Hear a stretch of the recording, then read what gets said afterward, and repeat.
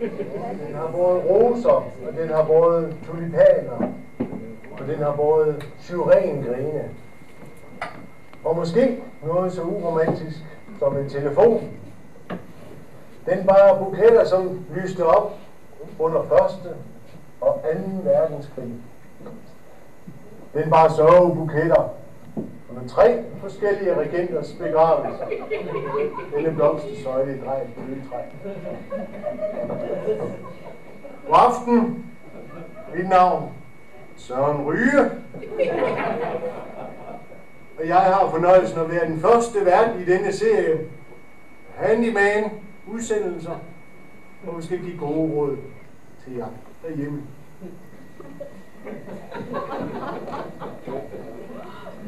Den har over 100 år på bagen, denne blomstersøjle.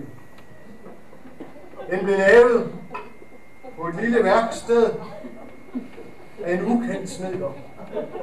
Og den har sikkert haft mange forskellige ejere. Nu står den her og er rød i den nederste del. Overfladen og gul. Malingen skal af. Den står her som et monument over livets forfald. Vi kan forestille os, hvor smuk den har været.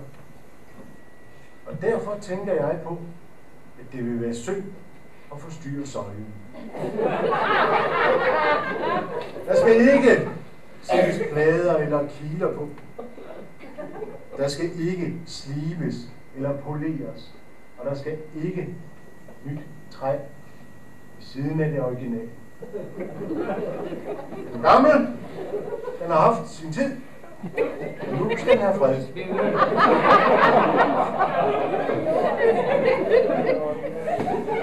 Det næste, jeg skal lave,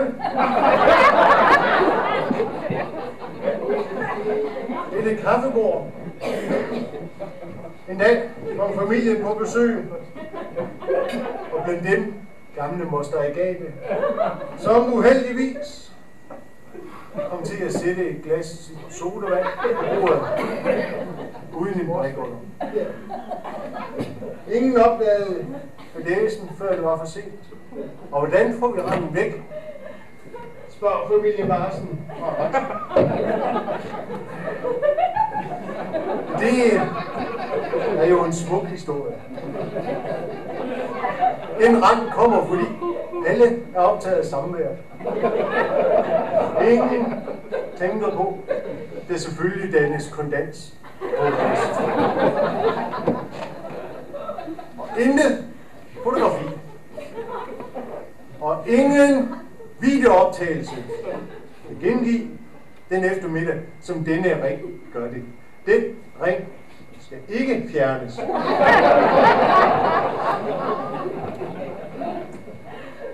Det var, hvad jeg kunne nå at lave i aften.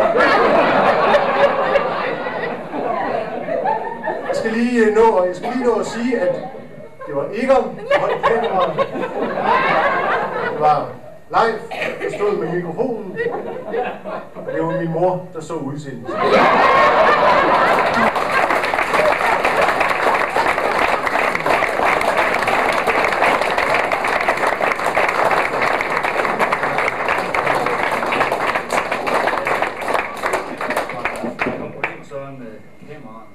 Kamera 3 følger ikke rigtig med, men ja, det skal jo gå. Tak.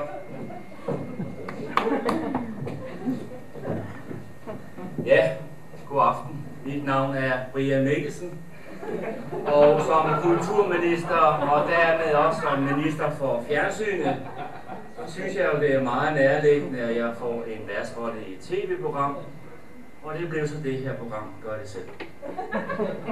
Den første ting, jeg har her, det er et spejl, hvor der er gået stykker af glasset her, og nu spørger Lille Nielsen fra Klamstrup, om jeg ved at tilskære hjørnet herover og slibe glasset ned i det modsatte hjørne, kan få glasset til at blive symmetrisk.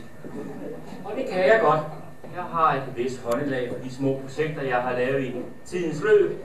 Så det vil ikke blive noget problem for mig at slibe glasset på sådan en måde, at det kan ende med et tilfredsstillende resultat. som vil være tilfredsstillende for alle parter. Jeg kan opstille en metode, hvorpå jeg kan opmåle det forkerte hjørne med det her hjørne hernede, så det vil ikke blive noget problem for mig at få det her spejl til at blive godt igen. En anden ting, jeg har med, det er den her CD her, som jeg har fået tilsendt fra Lars Wagner, som spørger, om jeg kan fjerne den ridse, der er kommet heroppe i CD'en. Og det kan jeg godt. Men det må man ikke. Ifølge den seneste ændring af ophavsretsloven må man ikke reparere et musikmedie, der er gået i stykker. Man skal tværtimod købe en ny CD, og så skal man huske at sige undskyld til ophavsretshaveren for, at man har skændet hans værk. Ja, man må heller ikke spole et kassettebånd tilbage, og man må heller ikke finde en LP. Og skulle man en aften have gæster og høre noget rigtig god musik, så skal man huske at betale kodeafgift. Er man i den situation, at man selv komponerer musik, så skal man huske at betale en erstatningsafgift til pladeselskaberne, fordi de nu ikke har mulighed for at selv at komponere den selv samme musik. Man kan sådan set sige, at man hverken må det ene og overhovedet heller ikke noget af det andet. Tak.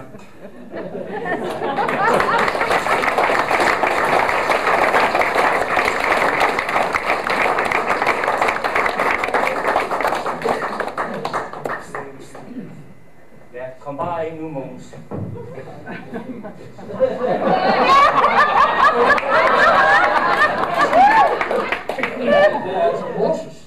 Ja, det er godt med Mogens. Jeg skulle lige så sige fra Søren, at kamera 3 er lidt ude af. Ja, det er den derovre. Den er kommet efter 2'eren. Og så kører den så videre på 4'eren og 5'eren og 6'eren. Og så videre, ikke? Ja, så du tager bare et her. Ellers så går det godt. Ingen problemer. Nej. Så, det er fint. Nå, ja, høj på høj, Mogens. Det er som Moses.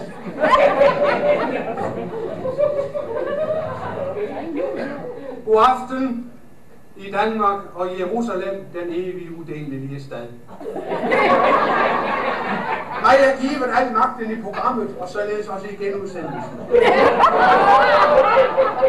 Jeg derfor hen og skrive breve til mig, og se, dette program kan fortsætte alle dage indtil verdens ende. Og det er der en serie, som har gjort til Moses. Ja, det er en fra en fru Bodil Søndergaard i Skøstrup. Ja. Fru Søndergaard skriver: Kære hr. Hansen, siden deres besøg her i kirken mangler vi 4 salmebøger. Hvor er de blevet af? Det er for dårligt, at man ikke kan have sine ting i fred i en dansk landsbykirke. Nu hvor der mangler 4 salmebøger, vælger de andre jo.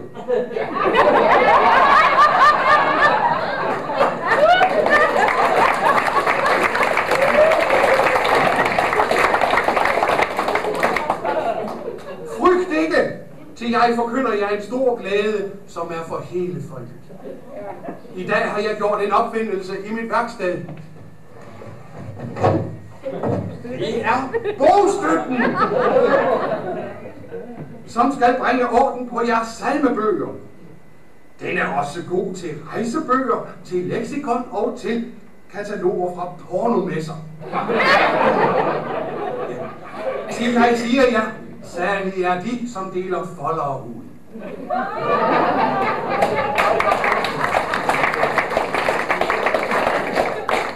Og så har jeg et brev her til Moses Hansen. Ja. Det er fra en Frederik i København. Ja.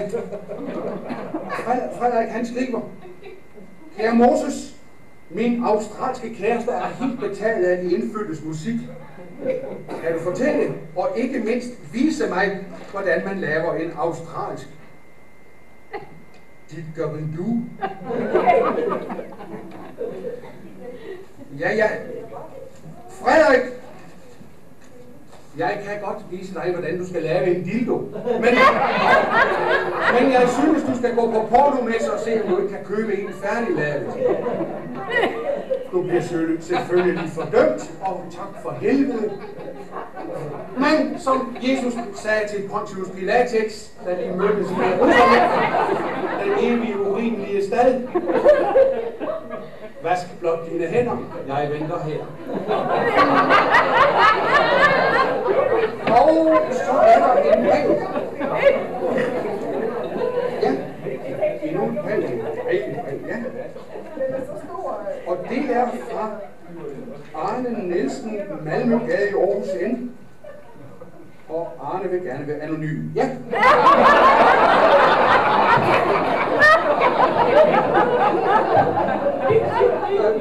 Den anonyme skriver: Kære Moses, hvordan laver man et godt krucifiks? Jo, det er nemt. Det er simpelt. Det er enkelt. Du skal bruge 2 ting. Du skal først bruge et dollargrin og en kanyle. Og når du så sidder i den her dollargrin, så jager du kanylen i armen og får dig et ordentligt fix, mens du passerer forbi en pornomesse. Og på den måde møder du meget, meget hurtigt din frelser, skaber og forsoner, Jesus Kristus. Det var alt, hvad vi kunne nå for i aften. Gå bort med fred.